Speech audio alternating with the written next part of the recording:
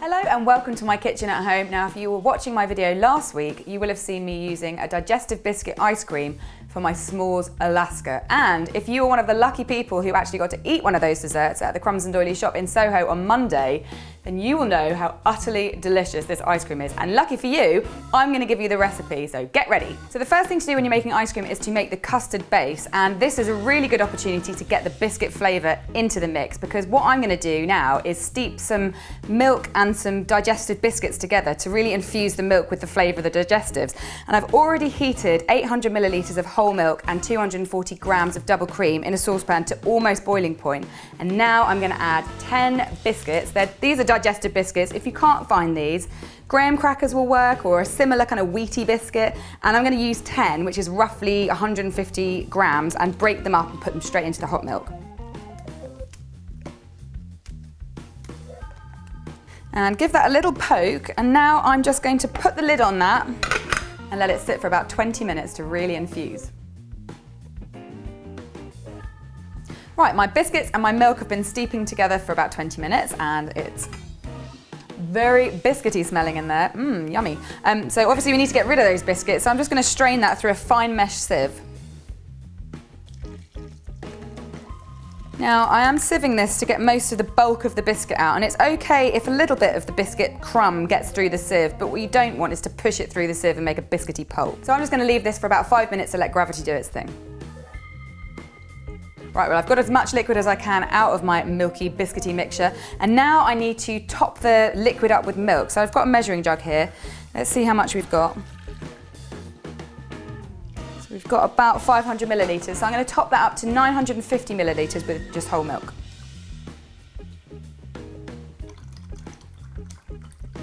And I'm going to put that into a saucepan and bring it to the boil. While my milky, creamy, biscuity mixture is coming to the boil over there, I'm going to whisk my egg yolks and my sugar together, and I'm going to be using 4 large egg yolks.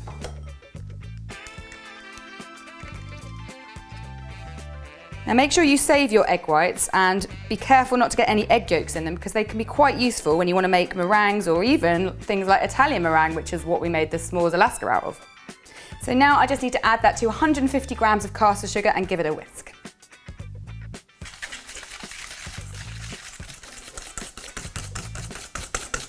And these don't need to be whisked within an inch of their lives, you just need to get a kind of pale yellow colour. And my milk mixture has come to scalding, so not quite boiling point. And now I'm going to temper my eggs, because if I try and add this all together at once, the eggs are going to cook and scramble.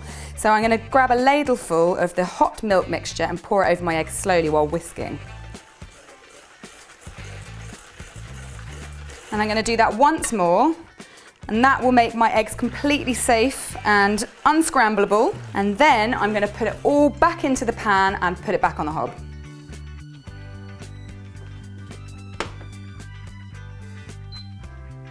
So that just needs to be stirred over a medium heat for about 10 minutes until it starts to thicken up, and it'll be ready when it coats the back of the spoon.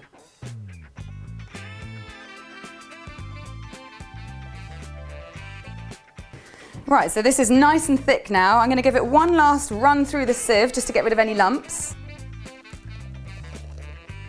And then once that's cooled down completely to room temperature, that needs to go into the fridge in a Tupperware container or something to mature. And what that will do is make your ice cream nice and smooth and well-rounded in flavour.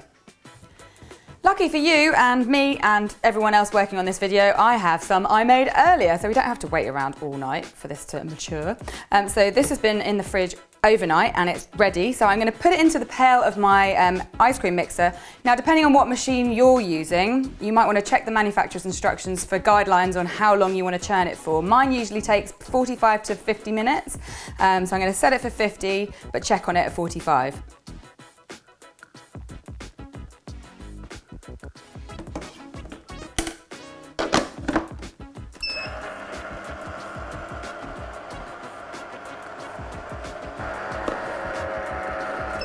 Right, my ice cream is ready to put into a Tupperware container. You can eat it now, but it's very soft, so it does need to stay in the freezer for a little while, about 4 hours. But before I put it in there, I'm going to boost this biscuit flavour using Biscoff's biscuit spread. There's a lot of biscuits going on here. I've actually warmed it through to make it a little bit more liquidy, and I absolutely love Biscoff. I've done a few recipes with Biscoff, like triple cookie cheesecake, which uses it in the cheesecake mix, and Biscoff buttercups. They're really, really tasty stuff. So I'm just going to take my paddle thing out of my pail and get the ice cream off it.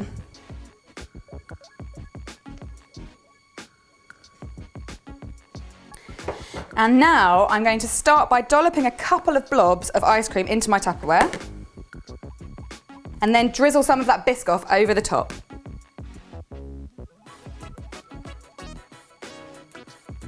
I'm just going to bash that onto the surface just to flatten it out a little bit. And then repeat that until you've used all your ice cream.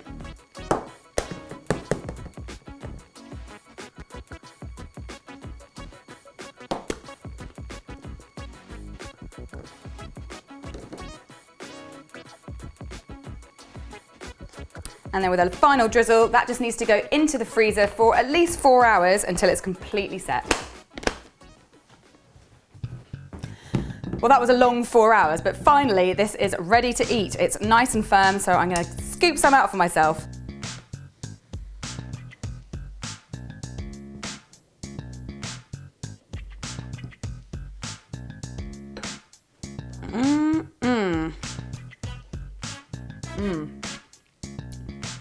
Yummy. That's really biscuity, not just because of the Biscoff, but also because of the digestive biscuits we put in the milk at the beginning. That's really nice. And if you had any Biscoff left, you could drizzle it over the top. If you've got some biscuits you want to get rid of, you could sprinkle them on top as well. But that is yummy, really smooth.